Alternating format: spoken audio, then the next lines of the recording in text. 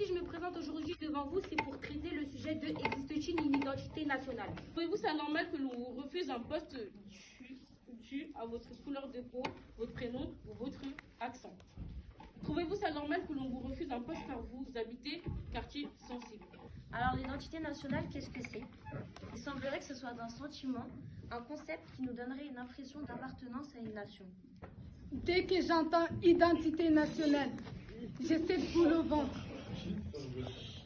Madame, monsieur, je m'appelle Oumamatou Diallo. Quand on reprend la devise française, liberté, égalité, fraternité, est-ce que vous trouvez qu'il y a de l'égalité et de la fraternité en France? Non. Voilà. William Shakespeare a dit « Nous savons ce que nous sommes, mais nous ne pouvons pas savoir ce que nous devions. » En 2007, Nicolas Sarkozy a fait de l'identité nationale l'un des principaux thèmes de sa campagne présidentielle. Il a proposé la création d'un ministère de l'immigration et de l'identité nationale. Mesdames et messieurs les jurés, quand est-ce que nous allons arrêter de nous préoccuper du paraître? Madame, monsieur, devant vous aujourd'hui, vous voyez une femme noire, musulmane, issue d'une famille immigrée qui habite dans une cité. Je suis tout ce que l'identité nationale déteste. Être française et française, je croyais que ça allait être pratiquement de soi. Prenons l'exemple de la Coupe du Monde 2018. La France, elle a gagné. Pour beaucoup d'entre nous, on est tous partis sur Paris, fêter la victoire de la France, prôner le drapeau tricolore et montrer la richesse de la France. On était tous là, des Noirs, des Arabes, des Chinois, des Blancs. On était tous Français. Le concept d'identité nationale a souvent été lié à la question de l'immigration. Pourquoi? Car les personnes qui viennent d'autres pays peuvent être perçues comme menaçant la culture et les traditions du pays.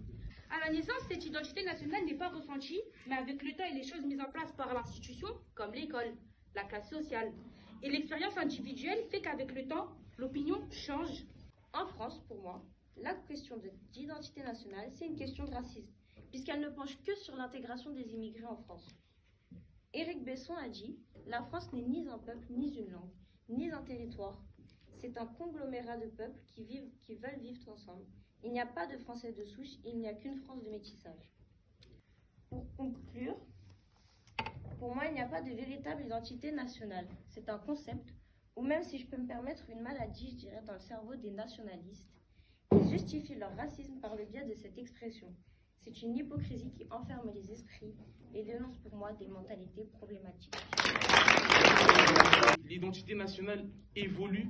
Il faudra en fait faire évoluer les mentalités. Je vais vous laisser sur ces belles paroles de François Mitterrand. Le sentiment de l'injustice ne suffit pas pour vaincre l'injustice. Merci, madame.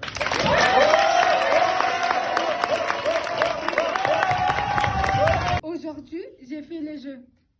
Devant vous aujourd'hui, j'ai essayé de jouer le jeu. Comme Nelson Mandela l'a dit, on ne perd jamais, on gagne toujours. Donc oui, je ne perds jamais, je gagne toujours. Je ne sais pas si je vais gagner, mais je sais que j'ai joué le jeu et c'est le plus important.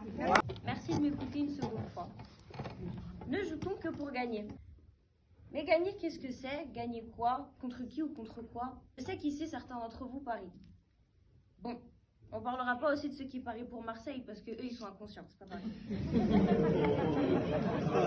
Un jeu n'est pas forcément divertissant. Un jeu, ça peut être un rapport de force aussi. Prenez l'exemple d'une guerre. C'est un jeu de territoire, un jeu tactique et parfois de bluff. Une compétition qui comprend forcément un vainqueur et un vaincu. Quand je joue, je veux pas simplement gagner. J'ai besoin de gagner, besoin de booster ce sentiment si développé chez l'humain, l'ego. Je vous citerai une citation d'une personne que je respecte beaucoup, moi-même. Je ne joue pas forcément pour gagner, mais je ne joue absolument pas pour perdre.